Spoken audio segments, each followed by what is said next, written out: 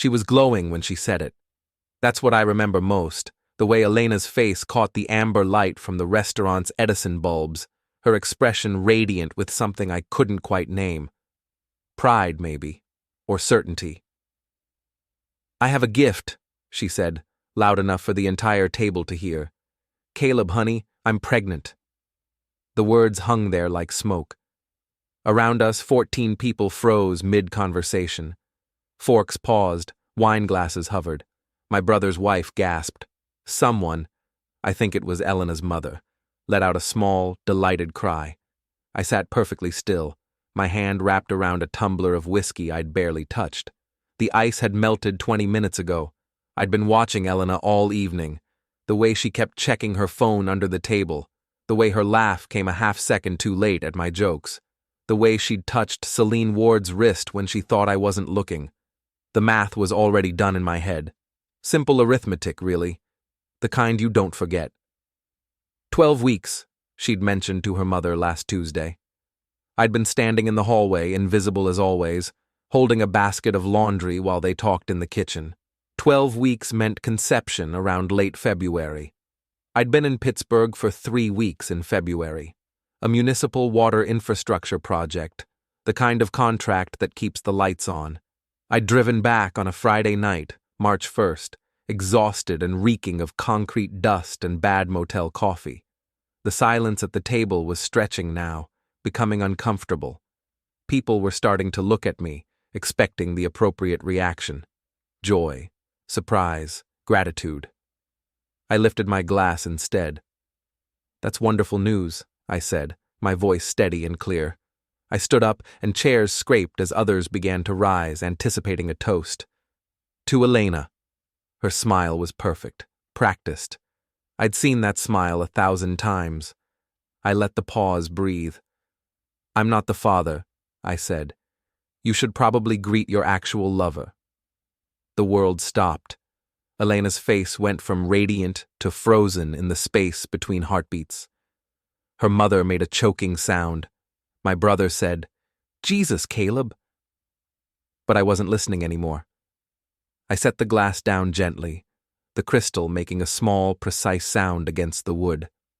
Then I walked out of the restaurant, leaving behind 14 people in various stages of shock, one pregnant wife, and a birthday dinner I'd never asked for in the first place. The cold March air hit me like a baptism. My phone started buzzing before I reached the car. Elena, of course, then Selene, then my brother.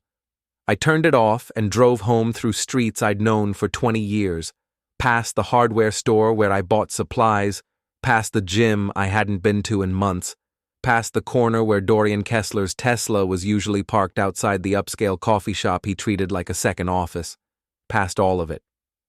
When I got home, the house was exactly as I'd left it. Quiet, ordered, mine. I poured another whiskey, sat at the kitchen table, and thought about February.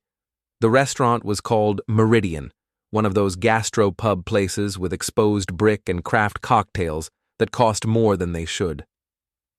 Elena had insisted on it for my 39th birthday, which should have been the first warning. She'd never cared about my birthdays before. We'd arrived at 7. The reservation was for 8 people initially. My brother and his wife, Elena's mother, 2 couples from her book club, and Selene Ward with her husband. By the time we sat down, the number had grown to 14. Elena kept saying she'd invited a few more friends, people I barely recognized. A guy from her yoga studio, someone's cousin, Dorian Kessler's business partner, though Dorian himself was conveniently absent. That should have been the second warning. I'd spent most of the dinner watching the mechanics of it. The way Elena positioned herself at the head of the table, me beside her like furniture. The way she kept steering conversations toward topics I knew nothing about. Gallery openings, wine tastings, someone's vacation in Sedona. The way Selene kept glancing at her phone, then at Elena, then at me, with something that looked almost like pity. The food was good. I remember that. Some kind of duck preparation that tasted like effort. I ate methodically, answered questions when asked, and waited. because I'd known something was coming. Not the pregnancy announcement specifically. That was a surprise. But something. Elena had been building towards something for weeks. The extra care with her appearance, the sudden interest in fixing up the house, the way she'd started casually mentioning Dorian Kessler's name in conversations, normalizing his presence in our orbit. Dorian ran a consulting firm downtown, the kind of vague business that seemed to involve a lot of lunch meetings and very little actual product. Mid-40s, divorced twice, the kind of tan you only get from golf and deliberate leisure. He'd been at our house twice in the past month for dinner parties I hadn't wanted to host. When Elena made her announcement, I watched Selene Ward's face first. That told me everything. She didn't look surprised. She looked relieved, like a secret she'd been carrying had finally been set down. Elena's mother started crying. Happy tears, the kind that required dabbing with a napkin and proclamations about grandchildren. My brother stood up halfway, then sat back down when I rose instead. The moment I said the words, I watched the information process across different faces at different speeds. Elena's mother frowned, confused. The book club women looked at each other. My brother went pale. Elena recovered faster than I expected. "Caleb, what are you—" "This isn't funny," she said, her voice tight and controlled, still trying to salvage the situation. "Everyone, he's had too much to drink. He's been stressed at work. I've had half a glass of whiskey, Elena, and I was in Pittsburgh for 3 weeks in February." I kept my voice level, conversational even. "You told your mother 12 weeks. That's late February. I wasn't here." The math landed like a second bomb. Someone scraped their chair back. I think it was Selene's husband, uncomfortable and looking for an exit. My brother said my name again, this time as a question. Elena stood up, her face flushed. "We need to talk about this privately." "No," I said. "I think everyone here deserves to know the truth, since they were invited to celebrate." Her eyes flashed with something I'd never seen before. Genuine rage, maybe, or fear. "You're being cruel," she hissed. "I'm being accurate." I picked up my jacket from the back of the chair and walked out without looking back. Behind me, voices erupted, overlapping questions, Elena's mother demanding explanations, someone trying to call for the check. The parking lot was half empty. I stood by my truck for a moment, breathing in the cold air, feeling the adrenaline start to fade and something colder take its place. My phone buzzed constantly on the drive home. I watched the screen light up with Elena's name, then Selene's, then numbers I didn't recognize. By the time I pulled into our driveway, there were 17 missed calls. I unlocked the front door and stood in the entryway of the house we'd bought 6 years ago. The house Elena had been so excited about, with its open floor plan and granite countertops and backyard that needed constant maintenance. The house I'd spent every weekend improving while she attended brunch with friends whose names I could never quite remember. I walked through to the kitchen, poured whiskey into a clean glass, and sat at the table. The timeline was clear now. Late February. I'd been gone from the 15th to March 5th. 20 days. She'd had the entire house to herself, my work schedule conveniently public, my travel plans discussed weeks in advance because Elena always insisted on knowing when I'd be away. Dorian Kessler had been at a conference in Denver during that same period. I knew because Elena had mentioned it casually one evening, something about how empty downtown felt without the usual business crowd. Denver. Right. The front door slammed open around 10:30. Elena stormed in, still in her dress from the restaurant, her face blotchy from crying or anger or both. "What the hell was that?" she shouted. "Do you have any idea what you just did to me?" I took a sip of whiskey and waited. "My mother is devastated. Selene won't stop calling. Everyone thinks that I—" She couldn't seem to finish the sentence. "You humiliated me in front of everyone we know." "I stated facts," I said. "Facts? You don't know—" "I was gone for 3 weeks, Elena. You're 12 weeks along. That's not complicated. She opened her mouth, closed it, tried again. There could be medical reasons. Timing isn't always. Is it Dorian's? The question hung between us like a blade. Her face changed. The anger drained out of it, replaced by something calculated, strategic. I don't know what you're talking about. That's not a denial. You're being paranoid. You've been stressed. The project in Pittsburgh was hard on you. You're not thinking clearly. I'm thinking very clearly, I said. Probably for the first time in months. She stared at me, and I watched her recalibrate. I could see the gears turning, trying to figure out how much I actually knew versus how much I was guessing. We'll take a paternity test, she finally said. When the baby's born, then you'll see how wrong you are. Sure, I said. We'll do that.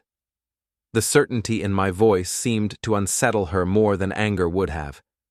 She stood there for another minute, waiting for something. A fight, maybe, or an apology. When neither came, she turned and walked upstairs. I heard the bedroom door close, then lock. I sat at the kitchen table until after midnight, thinking about the past 6 months. The little changes I'd noticed but dismissed. The way Elena had started going to the gym more often. The new perfume. The unexplained charges on our credit card for restaurants I'd never been to. The way Dorian Kessler's name had started appearing in conversations with increasing frequency.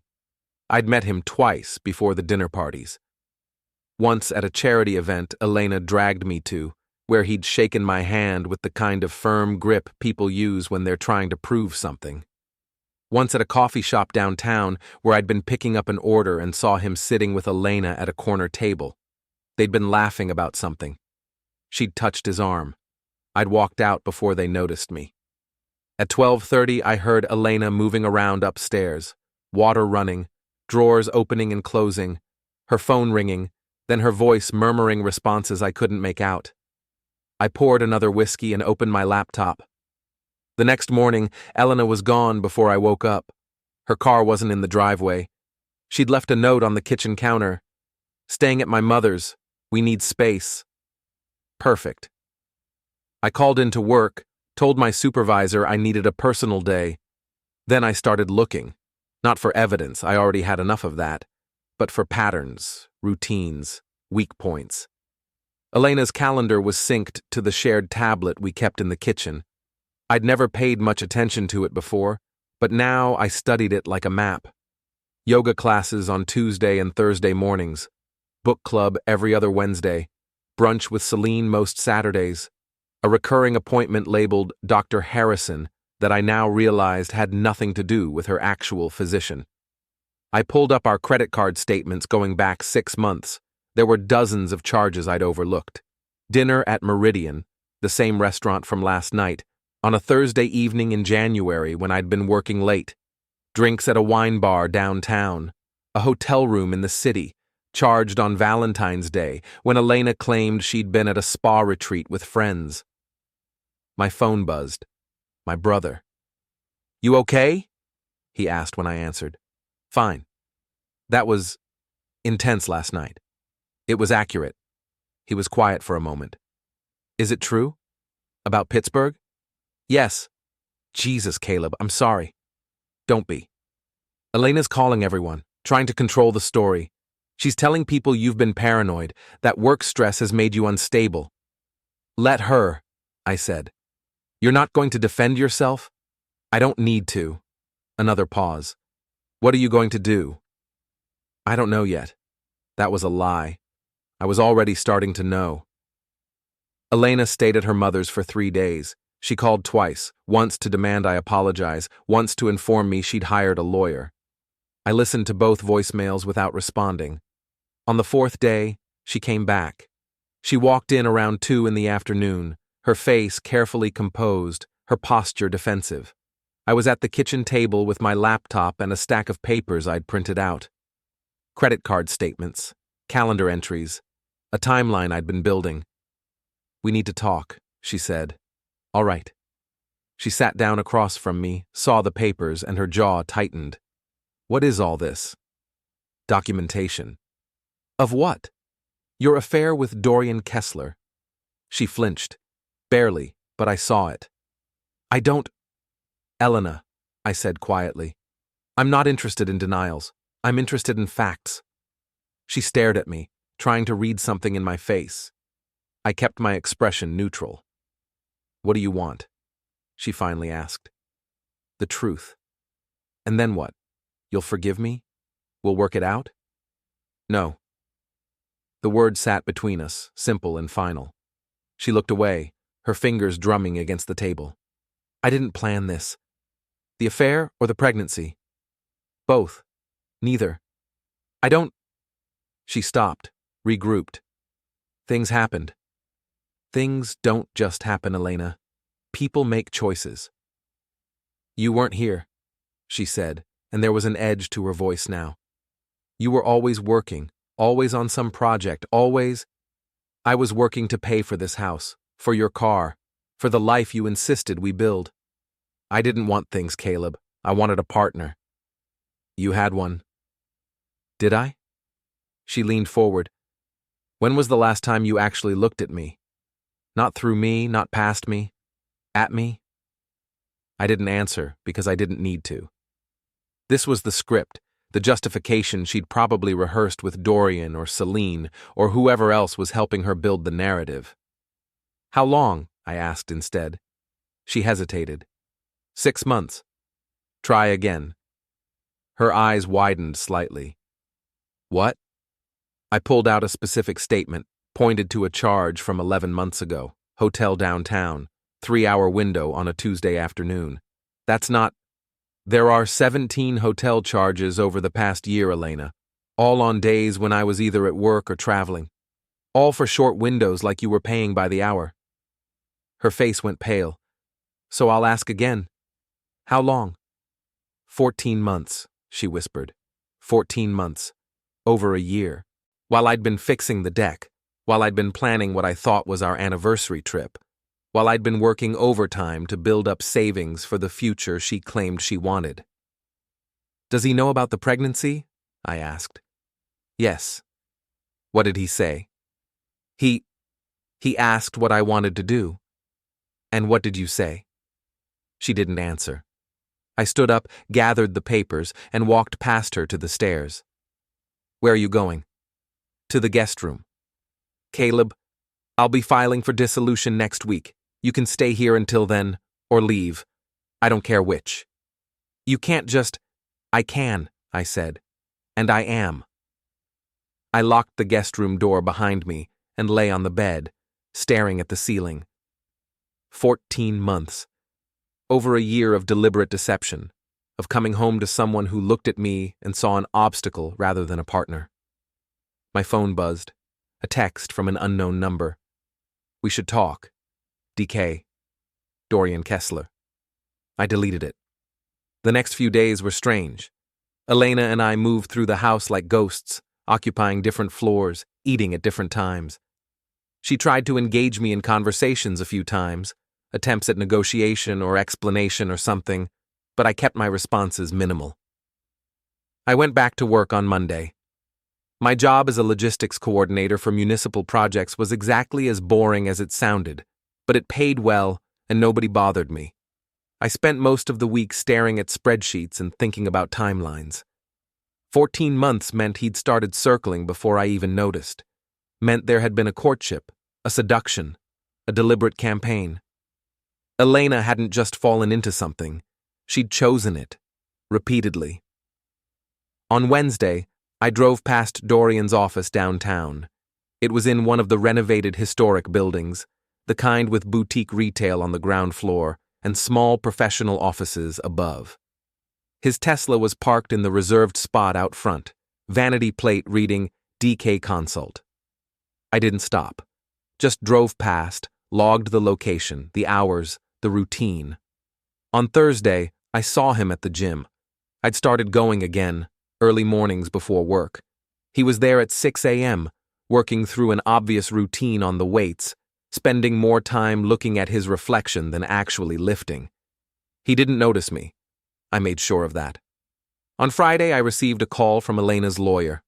A woman with a clipped professional voice who wanted to discuss equitable division of assets and mediation opportunities. I told her I'd hire my own representation and hung up. That evening, I drove to Selene Ward's house. She answered on the third knock, her face carefully neutral. "Caleb, can we talk?" She glanced back into the house, hesitated, then stepped onto the porch and closed the door behind her. "I don't want to get in the middle of this," she said immediately. "You're already in the middle. You were at the dinner. You didn't look surprised." She looked away. "Elena's my friend." "How long have you known?" "Caleb."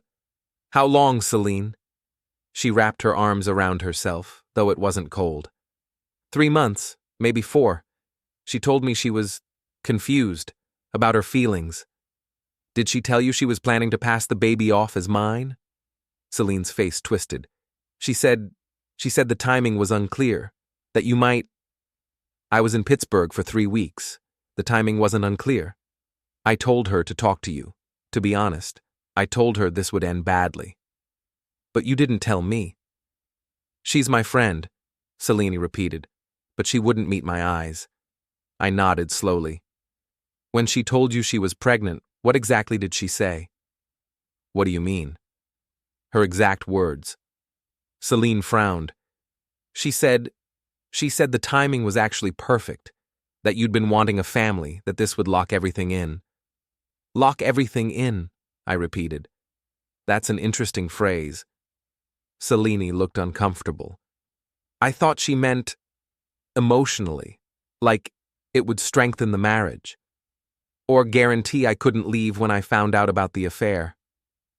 The silence stretched between us. "I should go," Selene finally said. "One more question. Does Dorian have a wife? Girlfriend? He's divorced, but he's been seeing someone. I don't know her name." I filed that information away and left. The pattern was becoming clear.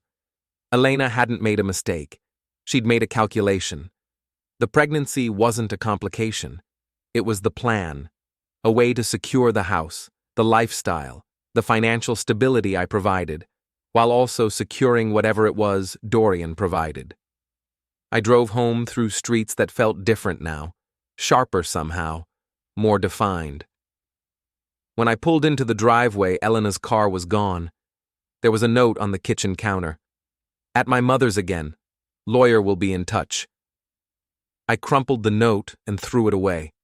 Then I sat down and made a list. I found out where Dorian lived on a Tuesday. It wasn't hard. Public records, cross-referenced with his business address and the Tesla's registration. A townhouse in the renovated warehouse district, the kind of place that cost 3 times what my house did and had half the space. I drove past it twice before parking a block away. It was 8 p.m., already dark. His Tesla was in the assigned spot, still warm from recent use. I wasn't planning anything specific, just wanted to see where he lived, how he lived, the kind of windows he had, whether he had cameras, the little details that build into understanding. The building had 8 units, 2 per floor. His was on the 3rd floor, corner unit, floor-to-ceiling windows overlooking the street, expensive and exposed. I sat in my truck for 20 minutes, watching the lights in his windows. Saw him move past once, phone pressed to his ear. Saw him again a few minutes later, drink in hand. Then I drove home. The next day I called in sick to work. Not sick exactly, just needed a personal day. My supervisor didn't ask questions. I'd been there 12 years and rarely missed time. I spent the morning at the hardware store, buying things I didn't necessarily need, but that felt important to have. Duct tape, zip ties, work gloves, a heavy-duty flashlight, the kind of supplies that could mean anything or nothing depending on context. The clerk was a kid in his 20s who barely looked up from his phone while ringing me up. I had lunch at a diner across from Dorian's office building. Got there at noon, ordered coffee and a sandwich, and waited. He emerged at 12:15, heading to his Tesla. I watched him check his phone, laugh at something on the screen, and drive off. I followed at a distance. He went to a restaurant downtown, met someone, a woman blonde, expensive looking. They had lunch on the patio. I parked where I could see them but stayed in the truck. Their body language was familiar. The way she leaned in. The way he touched her hand across the table. This wasn't business. After an hour, they left together. She got into a Mercedes. He followed her in the Tesla. I followed them both. They went to a different hotel than the ones on Elena's credit card statements. Boutique place near the Arts District. Both cars in the parking garage, 10 minutes apart. Classic. I waited until they were inside, then left. The information was useful. Dorian wasn't faithful to Elena any more than he'd been faithful to his 2 ex-wives. He was a pattern, not a person, and patterns could be disrupted.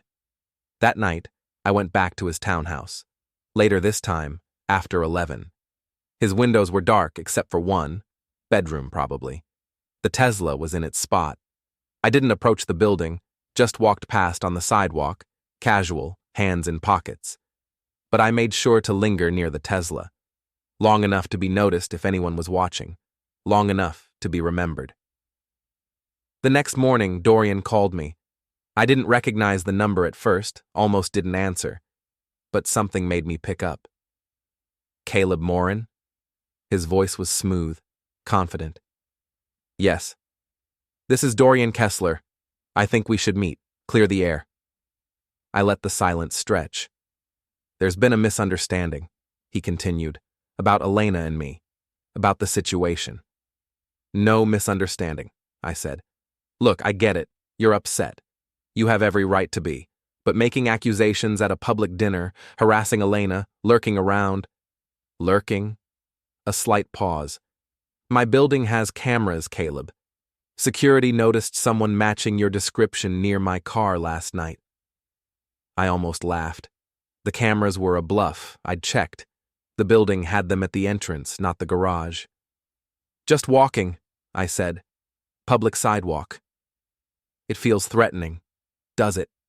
I could file a restraining order, but I'd rather handle this like adults. Then admit you're the father. The silence this time came from his end. That's between Elena and her doctor, he finally said. Convenient. Meet me tomorrow, noon, at the coffee shop on 5th. We'll talk. No thanks. You're making this harder than it needs to be. Am I? I hung up.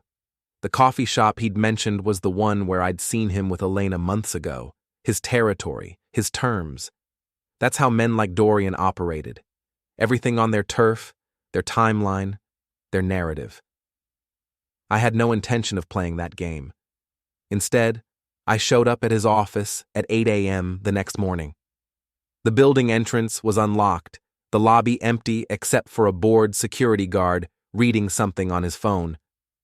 I walked past him to the elevator, pressed the button for the 3rd floor. Dorian's office was at the end of a narrow hallway, door labeled Kessler Consulting Group. Through the frosted glass, I could see movement. I knocked once, then opened the door. He was standing by his desk, mid-conversation on his phone.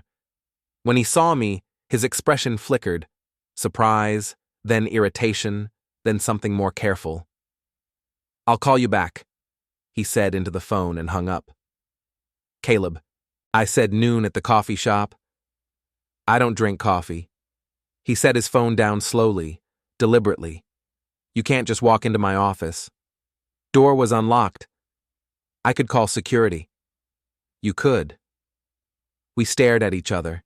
He was taller than me by an inch, broader through the shoulders from whatever gym routine he maintained. But there was something soft underneath the polish, something that had never been truly tested. What do you want? He asked. Admission, on record, that you're the father. That's not my decision to make. It's a biological fact, not a decision. Take it up with Elena. I'm taking it up with you. He moved around the desk, trying to create distance or maybe authority. Look, whatever's going on between you and your wife is your business, but you need to stop making it mine. You made it yours when you started sleeping with her. His jaw tightened. You don't know what you're talking about. 14 months, I said. Multiple hotels, dozens of afternoons, 3-hour windows. Should I keep going? His face had gone pale. Elena told you it was 6 months, didn't she? I continued. That it was recent. A mistake. Something that just happened. Get out. She lies, Dorian. To you, to me, to everyone. And now she's pregnant with your child, and you're pretending it's complicated. I said get out. I stepped closer instead. Not threatening, just closing the space. You're going to acknowledge paternity, publicly. You're going to stop hiding. Or what? Or I make sure everyone who matters knows exactly who you are. That sounds like a threat. It's a promise. I walked out before he could respond, left him standing in his office with whatever thoughts were racing through his head. The security guard barely glanced up as I passed through the lobby. I got in my truck and drove to the gym, worked out for an hour, lifting until my muscles burned and my head felt clearer. Then I went home and waited. Elena called that evening. Her voice was tight, controlled. Dorian said you went to his office. I did. You can't do that, Caleb. You can't harass him. I wasn't harassing him. I was having a conversation. He's scared. He thinks you're going to... To what? She didn't finish the sentence. Tell him I don't care if he's scared, I said. Tell him I care about the truth. I hung up. That night, I couldn't sleep. Lay in the guest room staring at the ceiling, thinking about confrontations and consequences and how far I was willing to go. The answer surprised me, as far as necessary. Selene Ward showed up at my house on a Saturday morning. I was in the garage, organizing tools I'd been avoiding for weeks, when I heard the knock.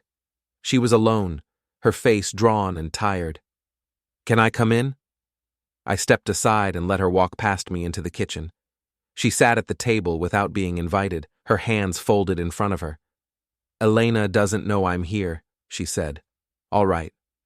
I need to tell you something, and I need you to promise you won't tell her it came from me. I sat down across from her and waited. The pregnancy wasn't an accident, she said quietly. It was planned. Something cold settled in my chest. Explain. Last October, before you and Elena even had problems, or at least before I knew about them, she told me she wanted a baby, that you'd been putting it off because of work or money or timing, that she was tired of waiting. We'd discussed it, I said. We agreed to wait another year. She didn't want to wait. She said she was almost 36, that her window was closing. She said if you wouldn't give her a child, she'd find another way. The cold spread through my ribs. I didn't think she was serious, Selene continued. I thought she was just venting, being dramatic. But then she started seeing Dorian, and in January she told me she'd stopped taking her contraceptives. She told you that? Yes. She said it didn't matter who the biological father was, that you'd never know, that timing could be fudged, that once the baby was here you'd step up because that's who you are. My hands were shaking. I pressed them flat against the table. She said the baby would lock everything in, Selene said.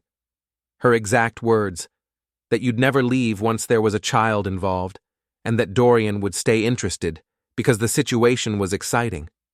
Exciting. I told her it was wrong. I told her she was going to ruin everything, but she said... Selene's voice cracked. She said you were boring, that you were safe and stable, and exactly what she needed for the life she wanted, but that Dorian made her feel alive. She wanted both. I stood up and walked to the sink, gripped the counter edge until my knuckles went white. Behind me, Selene was crying quietly. I should have told you earlier. I should have. But she's my friend, and I kept thinking she'd come to her senses, that she'd stop. And then at the dinner, when she announced it in front of everyone, I realized she wasn't going to stop. She was doubling down. Does Dorian know? I asked without turning around. That it was planned? I don't think so. Elena told him the pregnancy was a surprise, an accident. And the blonde woman he's seeing? Selene went quiet. You know about her? I saw them together at a restaurant, then a hotel. Her name is Monica. She's an interior designer. They've been seeing each other for a few months. Does Elena know about her? No. I turned around. Are you sure? Elena thinks Dorian is devoted to her, that he's going to leave his whole life behind and they'll start over together once the baby comes. She has this whole fantasy built up. But he's not going to do that. Dorian doesn't leave his life behind, Selene said. He just adds compartments. That's what his ex-wives found out. That's what Elena's going to find out. I sat back down. Why are you telling me this now? Because Elena called me yesterday. She said she's scared of you, that you've changed, that you're unpredictable. She wanted me to talk to you, to get you to back off Dorian, to stop making waves. And instead, you're here telling me the truth. I can't watch this anymore, Selene said. I can't be part of it. What she did to you, what she's still doing, it's wrong, and I'm done protecting her from the consequences.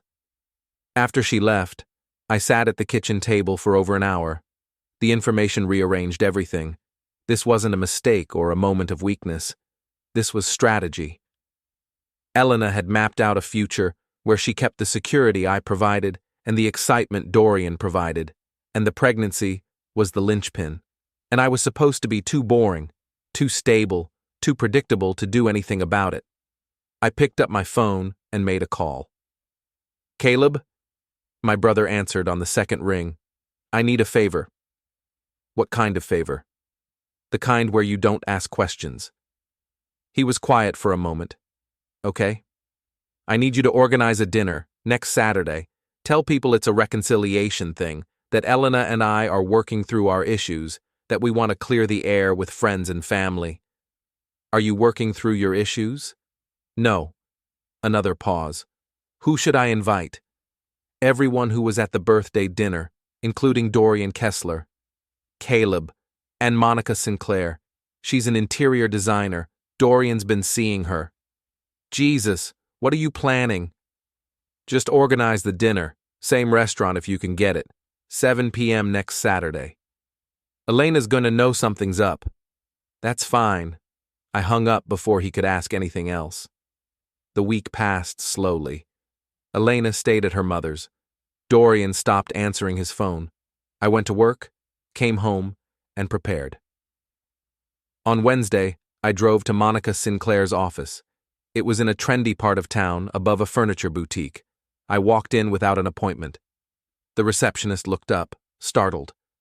Can I help you? I need to speak with Monica Sinclair. It's about Dorian Kessler. 5 minutes later, I was sitting in a minimalist office across from a woman who looked exactly like she had at the restaurant. Blonde, polished, expensive. What's this about? She asked, her tone guarded. Dorian's having a baby, with another woman. I thought you should know. Her expression didn't change, but something in her eyes did.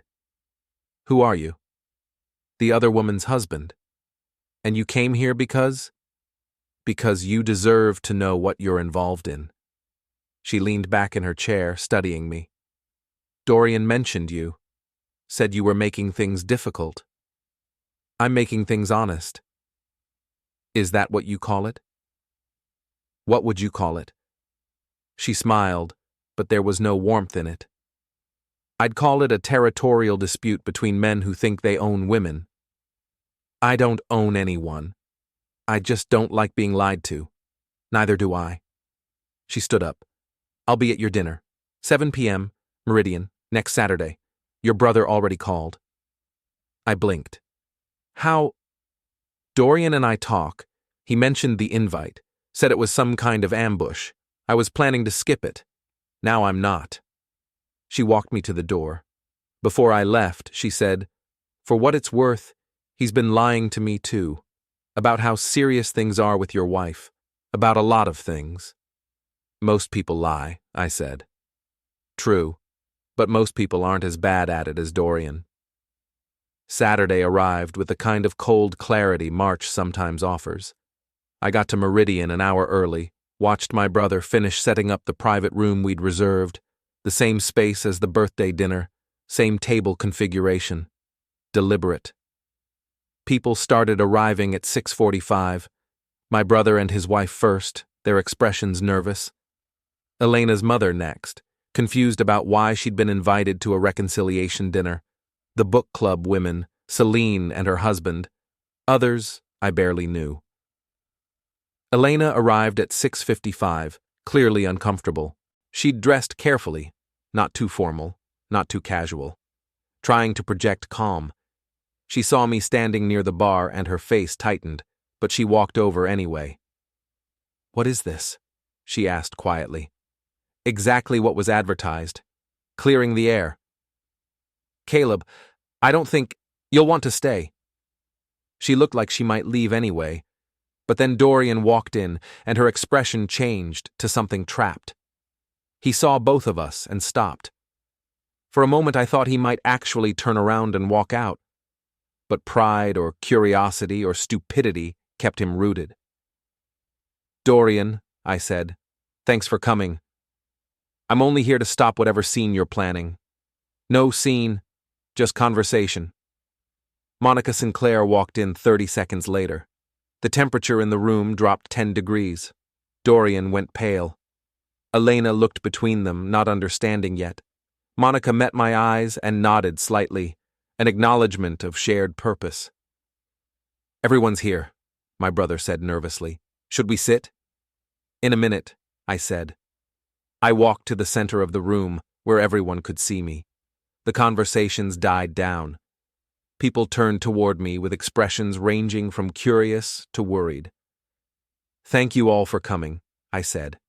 "A month ago, my wife announced she was pregnant at what was supposed to be my birthday dinner. She announced it publicly, in front of all of you, as a celebration." Elena had gone rigid. I responded with a truth that made everyone uncomfortable, that I couldn't be the father because I'd been out of state during the conception window. That response ruined the evening. It embarrassed my wife. It created gossip and speculation. "Caleb, don't," Elena started, but I kept going.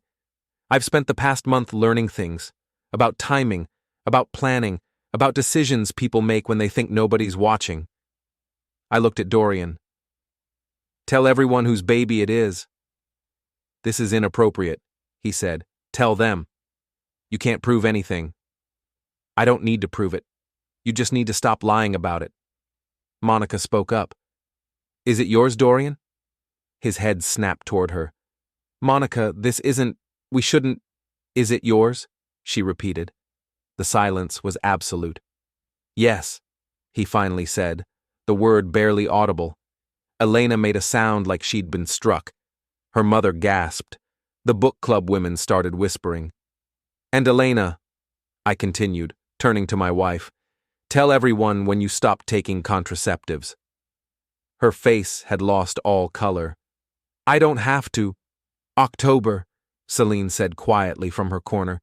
"She told me in October." Elena spun toward her. "Selene, what are you—" "I'm done," Selene said. "I'm done covering for you." "Tell them why," I said to Elena. "Tell them what you told Selene, about locking things in, about having it both ways." "I don't know what you're talking about." "You planned this, the affair, the pregnancy, the public announcement. You wanted security from me and excitement from him, and you thought you could manage both." "That's not—" "And Dorian," I turned back to him, "tell Monica how long you've been seeing her while also seeing Elena." 4 months, Monica said before he could answer. "He's been telling me Elena meant nothing, that it was ending." "It is ending," Dorian said quickly. "It was always—" "You told me you loved me," Elena said, her voice breaking. "You said we'd start over together." "Elena, come on. We both knew what this was." "What it was?" Her voice was rising. "You said, you promised. I never promised anything. You're the father of my baby. That wasn't part of the plan." The room exploded into overlapping voices. Elena's mother was crying. My brother was trying to calm people down. The book club women were filming on their phones. I stood in the center of it all, watching the collapse. Elena turned on me, her face twisted. "You did this. You manipulated everyone. You brought her here," pointing at Monica. You orchestrated this whole humiliation. I told the truth, I said. That's all. You wanted revenge. I wanted honesty. You wanted to ruin me. You ruined yourself. She lunged at me then, or tried to. Selene's husband caught her arm. She was sobbing now, mascara running, the careful composure completely gone. Dorian was backing toward the door. Monica stepped in front of him. You said you were done with complicated, she said coldly. You said you wanted something simple. I do. Liar. She walked out. After a moment, so did Elena's mother. Then the book club women, then others, until the room was half empty. Elena sank into a chair, still crying. Dorian stood frozen, looking like a man who'd just watched his life detonate. I walked over to him, got close enough that only he could hear. The baby's yours, I said quietly. Your responsibility, your consequences. You wanted to play this game, now you get to finish it. You're insane. No, I'm just done being convenient. I stepped back, looked at everyone still remaining.